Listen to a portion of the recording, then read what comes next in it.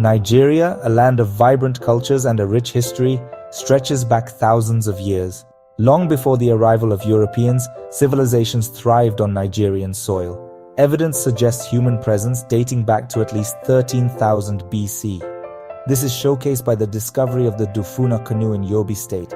This ancient vessel speaks to the ingenuity of early Nigerians. Among the earliest known cultures was the Nok civilization.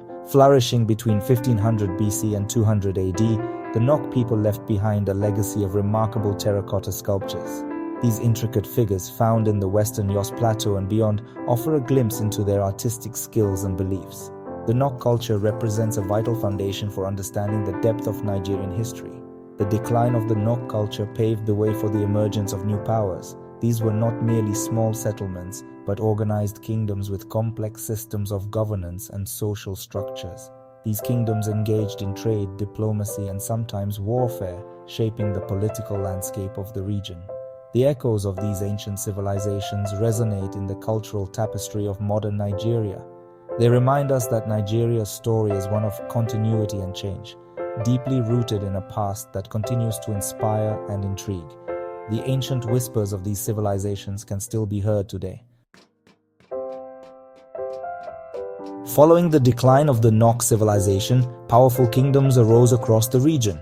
Each kingdom developed unique traditions, political structures, and spheres of influence. They engaged in trade, diplomacy, and occasionally conflict, leaving indelible marks on the land. The kingdoms were not isolated entities, but part of a dynamic network of interactions that shaped the course of Nigerian history.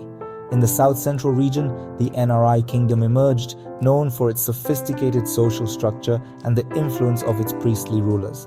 The NRI kings, believed to be descended from a divine ancestor, held spiritual authority over a vast area. They promoted peace and trade, contributing to the stability and prosperity of the region. Further south, the Benin kingdom rose to prominence. Renowned for its artistry, particularly its bronze casting, Benin was a powerful force. The Benin bronzes depicting the kingdom's rulers, warriors, and rituals are now prized artifacts in museums worldwide, testaments to the skill of Benin artists. The kingdom's influence extended along the coast, controlling trade routes and accumulating wealth. In the savanna lands of western Nigeria, the Oyo Empire flourished. The Oyo Empire was known for its powerful cavalry, which it used to expand its domain and control trade routes. At its peak, the Oyo Empire stretched from present-day Togo to the banks of the Niger River, demonstrating the reach of its military and political might. While indigenous belief systems played a significant role in shaping the spiritual landscape of ancient Nigeria, the arrival of new faiths added further layers of complexity. Islam and Christianity, arriving at different times and through different routes, would significantly influence the cultural and social fabric of the region. Islam made its entrance into Nigeria through the trans-Saharan trade routes around the 11th century. The Kanem-Bornu Empire, located in the northeastern part of present-day Nigeria, became an early center of Islamic learning and scholarship. The spread of Islam was gradual and peaceful, often adopted by rulers who saw its potential for fostering trade and strengthening their authority. Christianity arrived on the shores of Nigeria in the 15th century, brought by Portuguese missionaries who established contact with the coastal kingdoms. While initially facing resistance, Christianity gradually gained converts, particularly in the southern regions. The missionaries established churches and schools, introducing Western education and influencing the cultural practices of the communities they encountered. The arrival of these faiths introduced new religious practices, legal systems, and social norms. Mosques and churches became centers of learning and community gathering, playing a significant role in shaping the moral and ethical values of the people. The interplay between indigenous beliefs and the newly introduced faiths resulted in a rich tapestry of religious expression that continues to characterize Nigeria today. The arrival of Europeans on the shores of Africa in the 15th century marked a turning point in Nigerian history. While initial contact was primarily focused on trade, a much darker chapter was about to unfold: the transatlantic slave trade. This inhumane trade would leave an indelible scar on the African continent, forever altering the course of Nigerian history. Coastal kingdoms like Benin, Calabar, and Bonny became entangled in the web of the slave trade. European traders, driven by greed and a thirst for profit, exploited existing rivalries and conflicts within Africa to fuel the supply of enslaved people. They offered manufactured goods, firearms, and other enticements to African rulers in exchange for captives, often captured in raids or wars. Millions of Africans, torn from their families and communities, were forced onto slave ships and transported across the Atlantic under inhumane conditions. The journey, known as the Middle Passage, was fraught with disease, starvation, and brutality, claiming the lives of countless souls. Those who survived the harrowing voyage faced a life of forced labor, exploitation, and dehumanization on plantations in the Americas.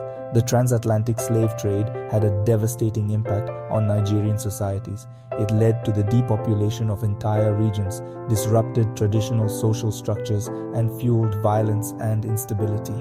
The trade also fostered a culture of fear and mistrust as communities became wary of being raided or betrayed. Section 5. Usman Dan Fodio and the Sokoto Caliphate. As the transatlantic slave trade cast its dark shadow over West Africa, a powerful Islamic revival movement was taking shape in the northern reaches of present-day Nigeria. Led by the charismatic scholar and reformer Usman Dan Fodio, this movement would reshape the political and religious landscape of the region. Usman Dan Fodio, deeply critical of what he perceived as the laxity and corruption of the ruling elite, called for a return to Islamic purity. He advocated for strict adherence to Islamic law, social justice, and an end to oppression. His message resonated with the common people who had long suffered under the yoke of unjust rulers. In 1804, Usman Dan Fodio, with the support of his followers, launched a jihad, a holy war, against the Hausa states in northern Nigeria. The jihad quickly gained momentum, fueled by popular support and the military prowess of Fodio's followers. They conquered vast territories, overthrowing corrupt rulers and establishing a new Islamic state, the Sokoto Caliphate. The Sokoto Caliphate, with its capital at Sokoto, became one of the largest and most powerful empires in West Africa. It implemented Islamic law, promoted literacy and scholarship, and fostered economic growth through trade. The Caliphate's influence extended far beyond its borders, serving as a model for Islamic reform movements in other parts of Africa. Section 6. The Shadow of the Empire. The 19th century saw the British Empire's growing influence in West Africa. Driven by economic, political, and humanitarian motives, the British expanded their control. Their arrival marked a new era in Nigerian history, leading to profound transformations. Initially, British involvement focused on curtailing the transatlantic slave trade.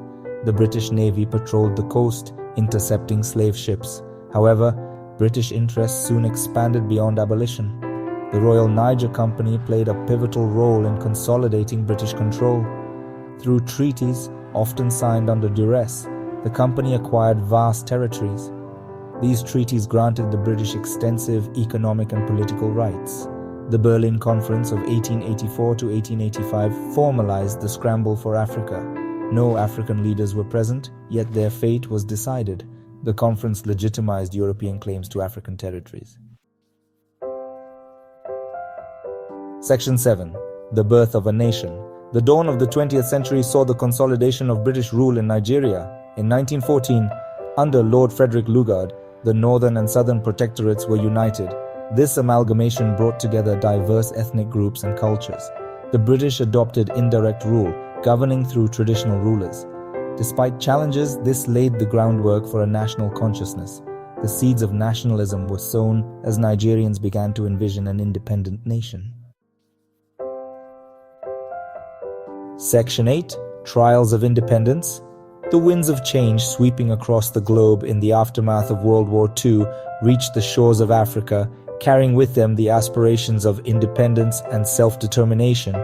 Nigeria, like many other African nations, embarked on the path to freedom, seeking to break free from the shackles of colonialism and forge its own destiny. After years of growing nationalist agitation, constitutional conferences, and negotiations with the British government, Nigeria achieved independence on October 1, 1960. This momentous occasion was met with jubilation and hope as Nigerians celebrated the birth of their nation and the promise of a brighter future. Nigeria adopted a parliamentary system of government modeled after the British Westminster system. Abubakar Tafawa Balewa, a northerner and leader of the Northern People's Congress, became the first prime minister, while Nnamdi Azikiwe, an Igbo from the east and leader of the National Council of Nigeria and the Cameroons, assumed the largely ceremonial role of president. The early years of independence were marked by a delicate balancing act as the new nation grappled with the challenges of forging national unity, managing ethnic and regional tensions, and building a stable and prosperous society. The legacy of colonialism, with its emphasis on divide-and-rule tactics and the uneven development it fostered, cast a long shadow over the nascent nation. Section 9. A Nation of Diversity. Nigeria, a land of immense cultural diversity, boasts a mosaic of over 250 ethnic groups, each with its own unique language, traditions, and history. This rich tapestry of cultures, while a source of national pride, has also presented challenges in the quest for national unity and cohesion. The three largest ethnic groups, the Hausa Fulani in the north, the Yoruba in the west, and the Igbo in the east, have played significant roles in shaping the political and social landscape of the nation. However, their size and influence have also been sources of tension and competition, particularly in the struggle for political power and control over resources. Beyond the three major groups, a multitude of other ethnicities contribute to the cultural richness of Nigeria. The Ijaw, Kanuri, Ibibio, TV, and Edo, among many others, each add their own unique threads to the intricate fabric of Nigerian society. Their languages, music, dance, art, and cuisine reflect the diversity and vibrancy of this West African nation. This cultural diversity has been both a blessing and a curse.